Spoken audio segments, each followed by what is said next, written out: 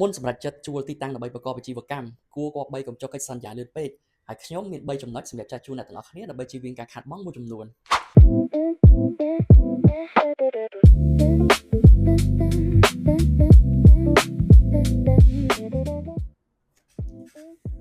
ទី1អ្នកទាំងអស់គ្នាត្រូវចុះទៅមើលតំបន់ដែលចង់ជួលហ្នឹងណាទីតាំងកន្លែងដែលចង់ជួលហ្នឹងតើស្ថិតនៅលើផ្លូវអីអញ្ចឹងអ្នកទាំងអស់គ្នាត្រូវចុះទៅឆែកឲ្យច្បាស់ថាតើផ្លូវហ្នឹងបើសិនជាខែភ្លៀងមានលិចទឹកអត់តើផ្លូវហ្នឹងនៅជិតកន្លែងដែលគេធ្វើការច្រើនជិតសាលារៀនដែរអត់ខ្ញុំសូមលើកឧទាហរណ៍ថាបើសិនជាអ្នកទាំងអស់គ្នាចង់ជួលទីតាំងដើម្បីបើកជាអាហារដ្ឋានកន្លែងលក់អីញ៉ាំអញ្ចឹងអ្នកទាំងអស់គ្នាត្រូវច្បាស់ក្នុងចិត្តថា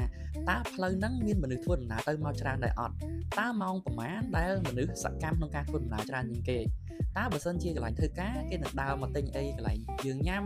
សិស្សសាលាអីឆ្លងកាត់មកទិញកន្លែងយើងញ៉ាំហ្នឹងមានចំនួនច្រើនដែរអត់យើងត្រូវចេះសង្កេតមើលកន្លែងចំណុចហ្នឹងហើយយើងត្រូវដឹងថាទីតាំងហាងដែលយើងចង់ជួលហ្នឹងមានចំណតសមរម្យសម្រាប់អ្នកដែលធ្វើដំណើរមកក៏ជិះមកចតចូលញ៉ាំកន្លែងយើងហ្មងអញ្ចឹងខ្ញុំគិតថាកន្លែងដែលយើងត្រូវចុះមើលទីតាំងជួលហ្នឹងគឺវាសំខាន់ខ្លាំងមែនតើចំណុចទី2អញ្ចឹងអ្នកទាំងអស់គ្នាត្រូវចុះទៅពិនិត្យមើលស្ថានភាពផ្ទះហ្នឹងឲ្យបានសព្វល្អអញ្ចឹងឧទាហរណ៍ថាត្រូវដើរមើលតាំងពីដាននេះតើពីដានហ្នឹងមានលិចជ្រាបទឹកអត់មានស្នាមប្រេះបញ្ជាអត់តើផ្ទះហ្នឹងមានប្រឡាក់ច្រើនអត់តើត្រូវចំណាយលុយជួសជុលលាបថ្នាំអីច្រើនអត់តើការដេក័របែបផែនហាងរបស់អ្នកទាំងអស់គ្នាមានត្រូវចំណាយច្រើនអត់អញ្ចឹងចំណុចនៃការដើរមើលផ្ទះជុំវិញលើក្រោមឆ្វេងស្ដាំមុខក្រោយអីហ្នឹងគឺសំខាន់ខ្លាំងមែនតើត្រូវពិនិត្យមើលផ្ទះហ្នឹងឲ្យបានសព្វអំពីស្ថានភាពផ្ទះមុននឹងចំណាយលុយធ្វើការវិនិយោគតាំងផ្ទះមួយហ្នឹង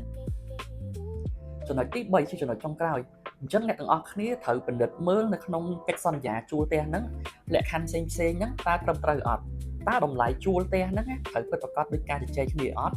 ប្រាក់កក់ក៏ដូចជាលក្ខខណ្ឌផ្សេងៗកុងត្រារយៈពេលឆ្នាំនេះដាក់បានត្រឹមត្រូវអត់ហើយក៏ដូចជាលក្ខខណ្ឌផ្សេងៗទៀតថាមុនពេលបញ្ចប់កិច្ចសន្យាហ្នឹងអ្នកទាំងអស់គ្នាត្រូវជូនតំណែងប៉ុន្មានខែមុនទៅម្ចាស់ផ្ទះហើយបើសិនជាខាងម្ចាស់ផ្ទះចង់បញ្ចប់មុនតើត្រូវជូនតំណែងប៉ុន្មានខែមកអ្នកទាំងអស់គ្នាអញ្ចឹងចំណុចហ្នឹងត្រូវច្បាស់ថានៅក្នុងកិច្ចសន្យាមានបានចែងត្រឹមត្រូវហើយគ្រប់រាល់លក្ខខណ្ឌទាំងអស់ស្មើភាពគ្នាដែរអត់មានលំអៀងទៅខាងណាអត់អញ្ចឹងការពិនិត្យមើលកិច្ចសន្យាឲ្យបានច្បាស់លាស់មុននឹងធ្វើការចុះកិច្ចសន្យាហ្នឹងគឺពិតជាសារៈសំខាន់ខ្លាំងមែនទែនចឹង3ចំណុចដែលខ្ញុំចែកជូនអ្នកទាំងអស់គ្នាសង្ឃឹមថាជាចំណែកដ៏ទូចមួយក្នុងការជួយអ្នកទាំងអស់គ្នាសម្រេចចិត្តមុននឹងជួលទីតាំងណាមួយដើម្បីជៀសវាងការខាតបង់មួយចំនួនចឹងបើសិនជាអ្នកទាំងអស់គ្នាចង់ឲ្យខ្ញុំនិយាយអំពី topic ផ្នែកវិស័យចលនាទ្រព្យអីបន្ថែមទៀតអាច comment នៅខាងក្រោមខ្ញុំនឹងអានរាល់ comment អ្នកទាំងអស់គ្នាអាចបញ្ចេញជាមតិយោបល់ឬក៏សំណួរផ្សេងៗទៀតក៏បានដែរចឹងកុំភ្លេចជួយចុច like subscribe និងដាក់រូបកណ្ដឹងផងអរគុណច្រើនជួបគ្នានៅវីដេអូក្រោយទៀតបាយបាយ